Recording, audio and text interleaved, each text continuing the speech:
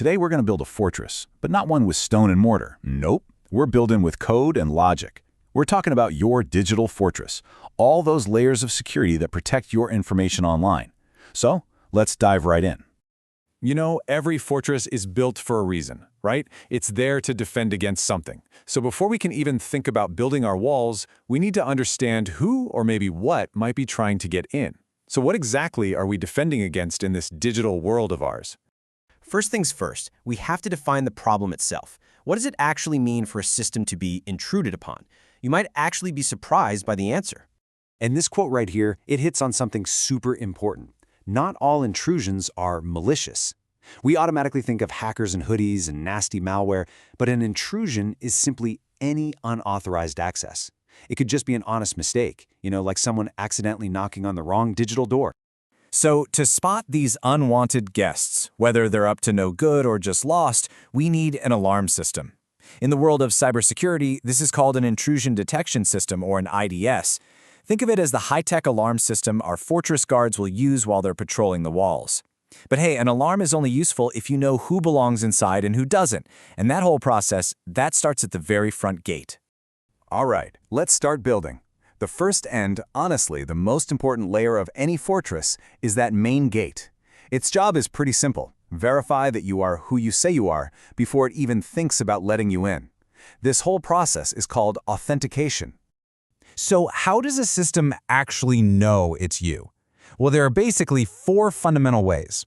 It can check for something you know, like a password, something you have, like one of those little security keys, something you are, like your fingerprint, or even something you do, like your unique typing pattern.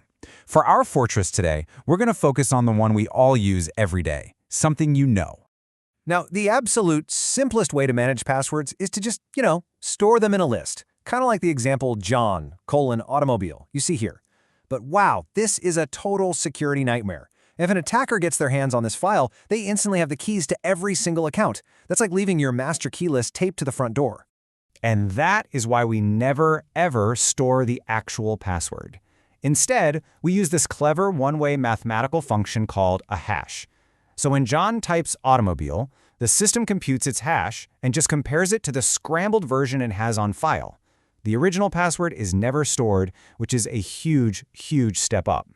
But, even hashing has a chink in its armor.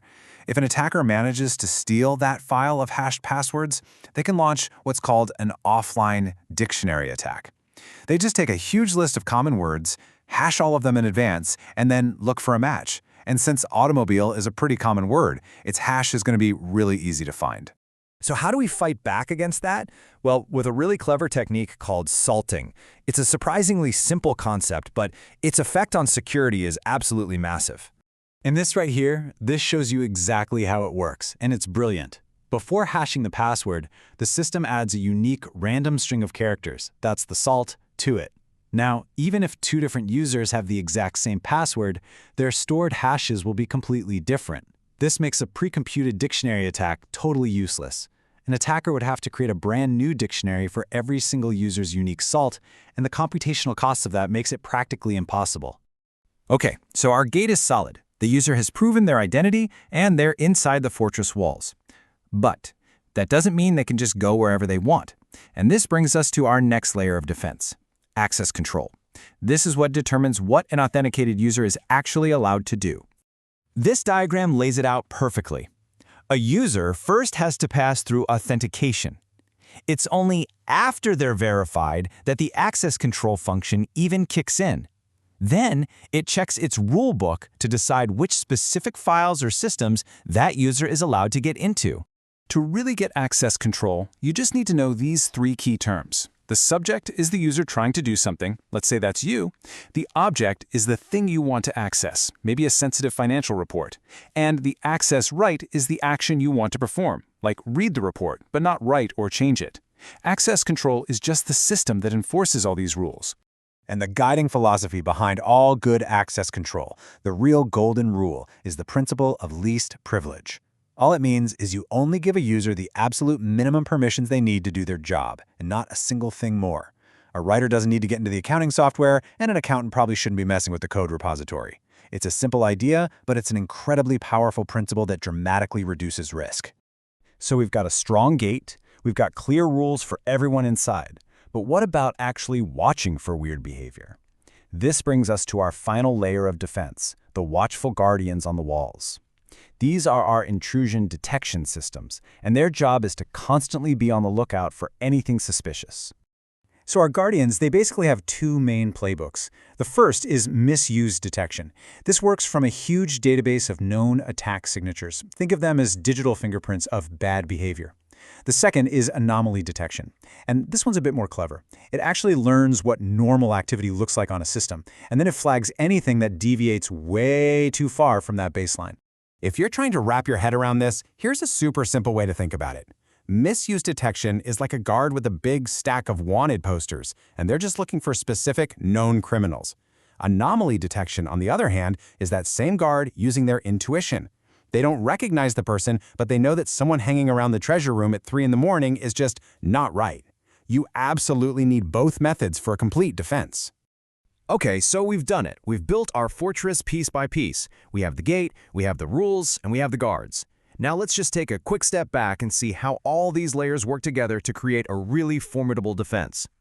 And here it is, our complete digital fortress, built on a series of simple questions. First, authentication stands at the gate and asks, are you who you say you are? Once you're in, access control lays down the rules by asking, okay, so what are you allowed to do here? And all the while, intrusion detection acts as the guards on the walls, constantly observing and asking, is your behavior suspicious? So what's the single most important thing to remember from all of this? It's that there is no silver bullet in cybersecurity. A super strong password doesn't help much if a low-level employee has access to absolutely everything. And a great alarm system is pretty useless if the front gate is just left wide open. Real, true security only comes from layering these defenses so that if one of them fails, another one is right there to catch the threat.